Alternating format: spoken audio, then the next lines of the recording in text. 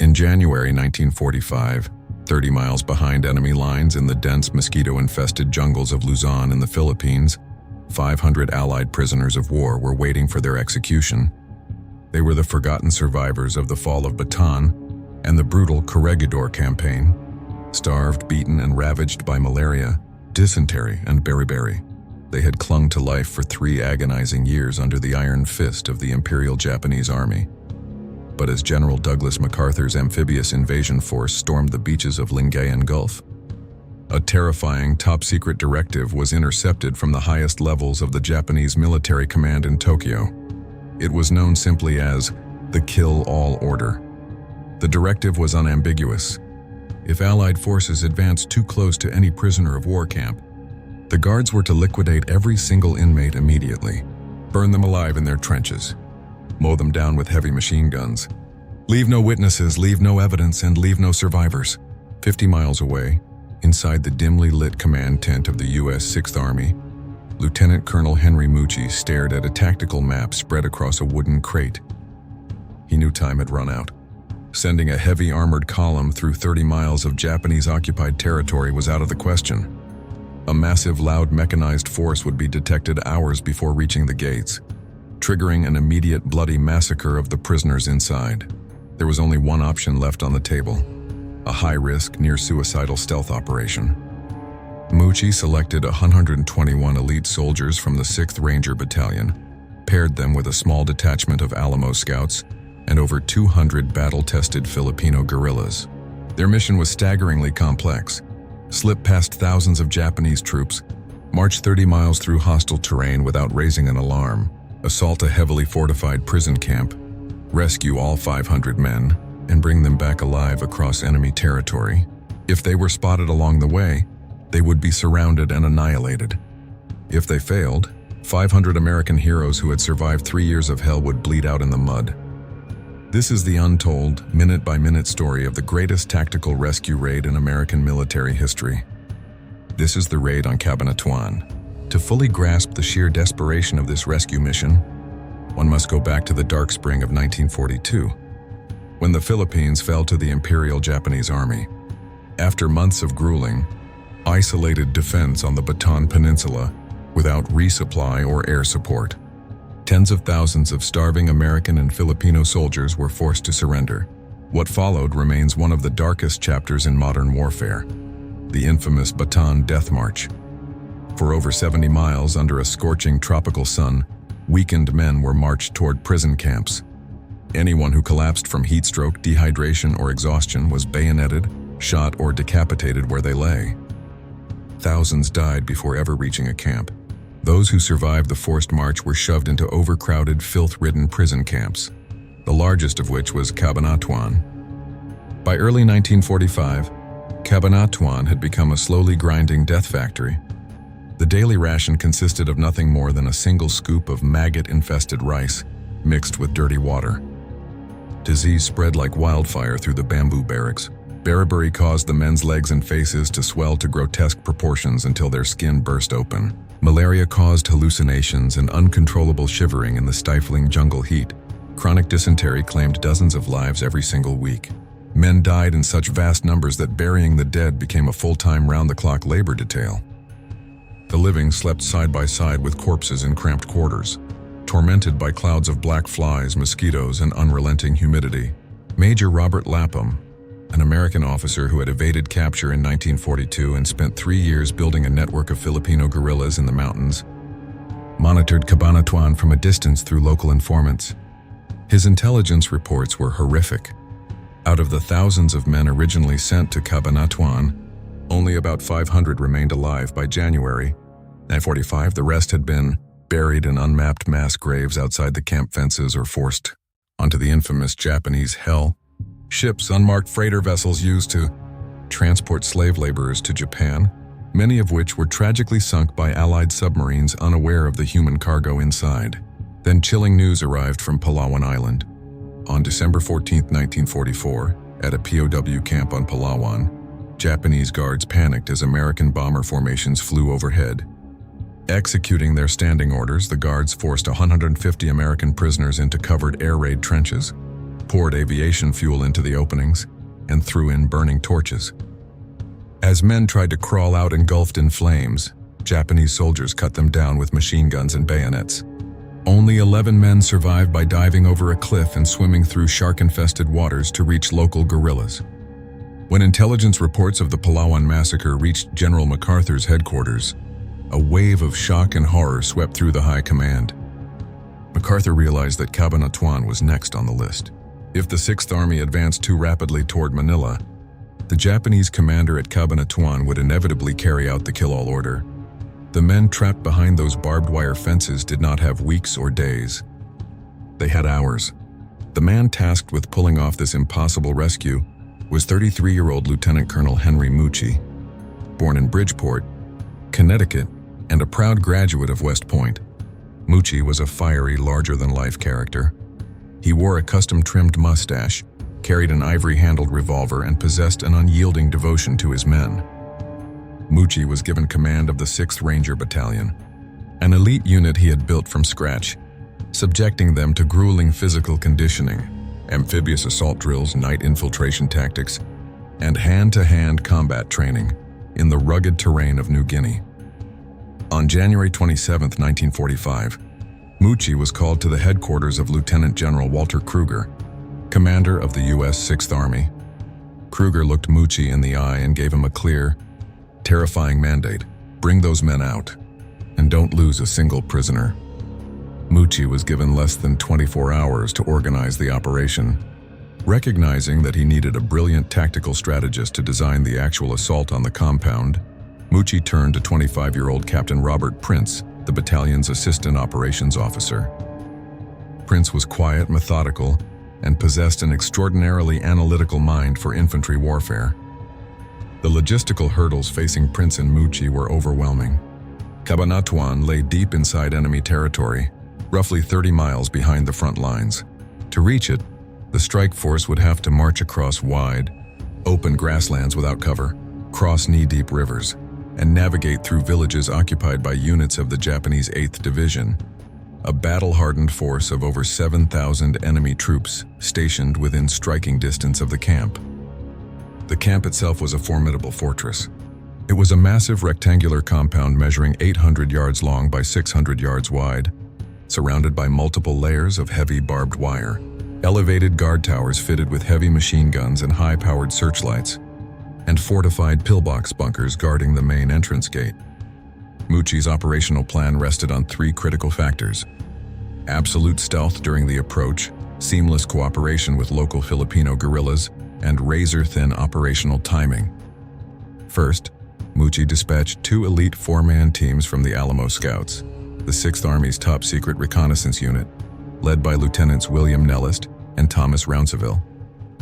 Their objective was to slip deep behind enemy lines 24 hours ahead of the main body, establish hidden observation posts near the camp, and report every guard shift, machine gun placement, patrol route, and enemy movement inside Cabanatuan. Second, Mucci established contact with 2 legendary Filipino guerrilla leaders, Captain Juan Pajota and Captain Eduardo Hoshi. Captain Pajota was a former officer in the Philippine Scouts, a brilliant military mind who possessed intimate knowledge of the terrain, climate, and Japanese movements in Nueva Ecija province. Pajota assembled over 200 experienced guerrillas to secure the flanks, manage local civilian traffic, and build a defensive perimeter capable of delaying any Japanese armored counterattacks during the raid. On the night of January 28th, Mucci's Rangers blackened their faces with charcoal, checked their weapons, secured their gear to eliminate any metallic noise, and marched into the dark, hostile countryside. The 30-mile march toward Cabanatuan was a masterclass in light infantry discipline and fieldcraft. The Rangers moved in a single, silent file through waist-high kunai grass, thick mud, and flooded rice paddies. To prevent any metallic clinking sounds that could betray their presence to enemy listening posts, steel helmets were left behind in favor of soft fabric caps, and canteens were tightly wrapped in cloth. Whenever Japanese reconnaissance aircraft circled overhead, the entire column froze instantly in place, blending into the tall vegetation until the hum of the engines faded into the distance. By the early morning hours of January 30th, The Alamo scouts had successfully crawled into position inside a native bamboo hut located just across an open dirt road from the camp's main gate. For hours, through high-powered field binoculars, Lieutenants Nellist and Rounceville meticulously mapped out the enemy layout. They documented the exact locations of guard shifts, bunker crew rotations, and the movements of emaciated prisoners, shuffling between bamboo huts. However, the scouts also spotted a terrifying new development: a full Japanese division, retreating from the advancing U.S. 6th Army, had begun using the main road directly in front of Cabanatuan as a primary withdrawal route. Hundreds of heavily armed Japanese infantrymen, truck convoys, and light tanks were passing right past the prison gates every single hour. When Captain Prince and Colonel Mucci met with the Alamo scouts and guerrilla commanders at a hidden rendezvous point in the nearby village of Gimba, Captain Pahota delivered a blunt assessment. Attacking the camp as originally scheduled would be catastrophic. If the Rangers launched their assault while a Japanese convoy was passing along the road, they would be hopelessly outnumbered, caught in the open, and wiped out in minutes. Pahota insisted on delaying the attack until 1945 hours that evening, allowing time for road traffic to die down. Furthermore, Pahota raised a crucial question that no one in the American High Command had fully addressed. How were 500 severely malnourished, disease-ravaged prisoners, many of whom could barely stand, going to walk 30 miles back to safety through enemy territory? Pahota had already devised a solution. He mobilized the civilian population of the surrounding rural villages to assemble over a dozen carabaos, water buffaloes pulling sturdy wooden carts known as carretas. These carts would serve as improvised mobile ambulances to carry the sickest and weakest POWs across the rugged terrain. Mucci approved Pahota's plan without hesitation. The hour of the attack was officially locked in for 1945 hours on January 30th. As twilight began to blanket the island of Luzon, Captain Prince laid out the final assault plan to his men. The strike force would split into two distinct elements. Company C, under Prince's direct command, was assigned the most dangerous task: crawling on their stomachs across more than a mile of completely flat, barren rice fields surrounding the camp. They had to reach the perimeter fence and position themselves outside the main gate without being spotted by the guards or caught in the sweeping searchlights. Meanwhile, Captain Pahota's guerrillas were assigned to establish a critical blocking position at the Cabu River Bridge, located 1 mile east of the camp. Their assignment was simple, brutal, and vital. Hold off any Japanese reinforcements attempting to cross the river at all costs until every single prisoner was safely evacuated. At 1900 hours, total darkness engulfed the plains of Luzon. To mask the sound of Company C crawling through the dry vegetation across the open fields, Colonel Mucci had arranged for a brilliant airborne distraction. A single U.S. Army Air Force's P-61 Black Widow night fighter, nicknamed Hard to Get, appeared high above the camp. The pilot, Lieutenant Kenneth Schreiber, put on an extraordinary show. He cut his twin engines back and forth, making the aircraft sputter and dive low over the camp as if it were crippled and about to crash. The Japanese tower guards were completely mesmerized. They stood staring up into the night sky, tracking the acrobatic maneuvers of the black aircraft, utterly oblivious to the fact that right below them in the dark grass, over 100 armed Rangers were slithering forward yard by yard toward the wire. By 1940 hours, Captain Prince and his lead assault teams had crawled to within 30 yards of the main entrance gate. They were so close they could hear the guards speaking in Japanese and smell the smoke from their cigarettes. Prince checked his watch. The second hand ticked down to 1945. He raised his signal pistol and fired a red flare high into the midnight sky. All hell broke loose across the compound. A squad of Rangers equipped with M1 Garand rifles and Thompson submachine guns opened fire simultaneously on the guard towers. Within 4 seconds, every Japanese sentry in the primary towers was cut down before they could sound the alarm or activate the main searchlights. At the rear gate, Lieutenant Vance Murphy's assault team used satchel charges to blow wide openings through the heavy barbed wire fences, sweeping directly into the enemy guard barracks. Rangers tossed white phosphorus and fragmentation grenades through the windows of the Japanese living quarters, neutralizing dozens of enemy soldiers before they could even reach their weapon racks. Near the motor pool, bazooka teams sprinted toward the vehicle sheds where armored cars and light tanks were housed. A Japanese light tank engine roared to life inside a wooden hangar, its tracks clanking against the dirt floor. Before the armor could roll out onto the central road, two Rangers knelt in the open, lined up their sights, and fired high-explosive bazooka rockets directly into the tank's engine block and fuel tank, detonating it in a towering fireball that illuminated the entire camp. Simultaneously, 1 mile east at the Cabu River Bridge, Captain Pajota's ambush snapped shut with deadly precision. A heavily armed Japanese battalion, alerted by the sudden gunfire at the camp, rushed toward the bridge in a column of military trucks to reinforce the garrison.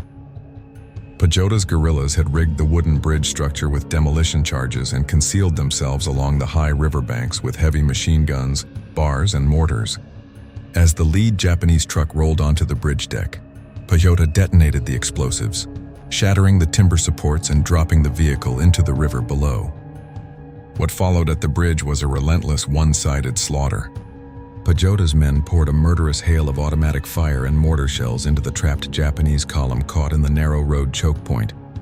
For over an hour, a force of roughly 200 Filipino guerrillas successfully held off more than 1,000 Japanese soldiers, repelling wave after wave of desperate counterattacks and refusing to yield a single yard of ground. Inside Cabanatuan itself, the firefight was swift, violent, and devastatingly effective. Within 15 minutes of the initial flare, the camp's entire Japanese garrison was completely neutralized. But as the gunfire inside the compound died down, the Rangers faced the most delicate and emotionally charged phase of the entire operation, finding and evacuating the prisoners.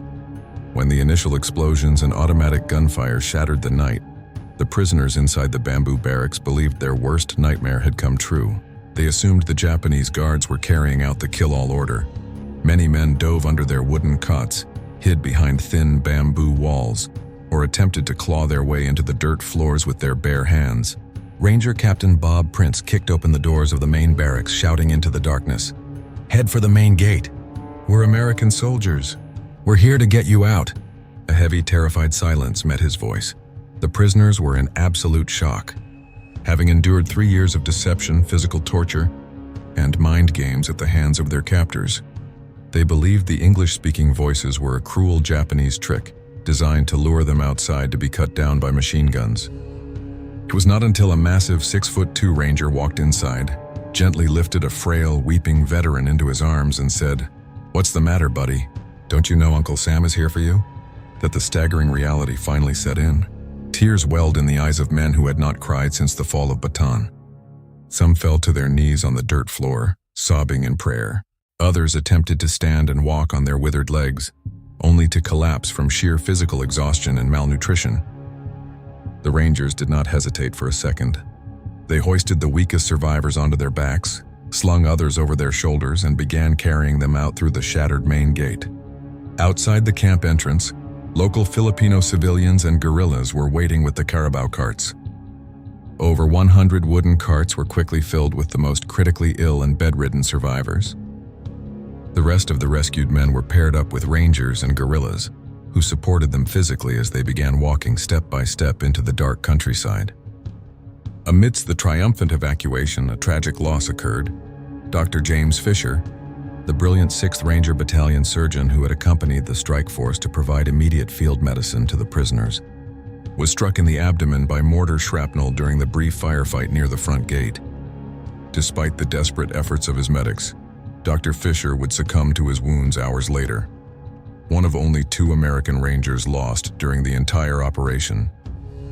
By 20:30 hours, less than an hour after Captain Prince fired the signal flare, the prison camp was entirely cleared.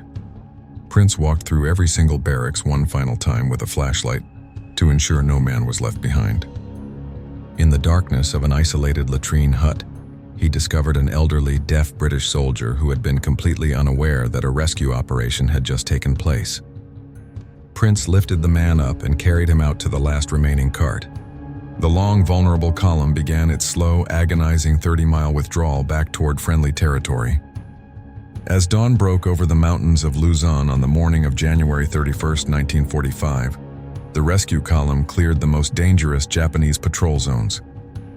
Overhead, the sky roared with the sound of American P-51 Mustangs sweeping low over the jungle canopy. providing a lethal air umbrella against any Japanese units attempting pursuit. When word of the successful raid reached General Douglas MacArthur at his field headquarters, the commander was visibly moved to tears.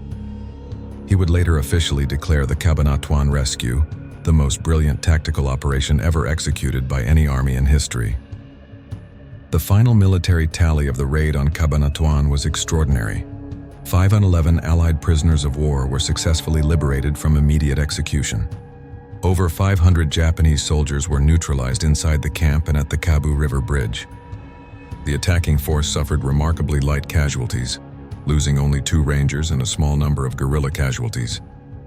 The raid on Cabanatuan was far more than a textbook military success. It was a moral victory of monumental proportions.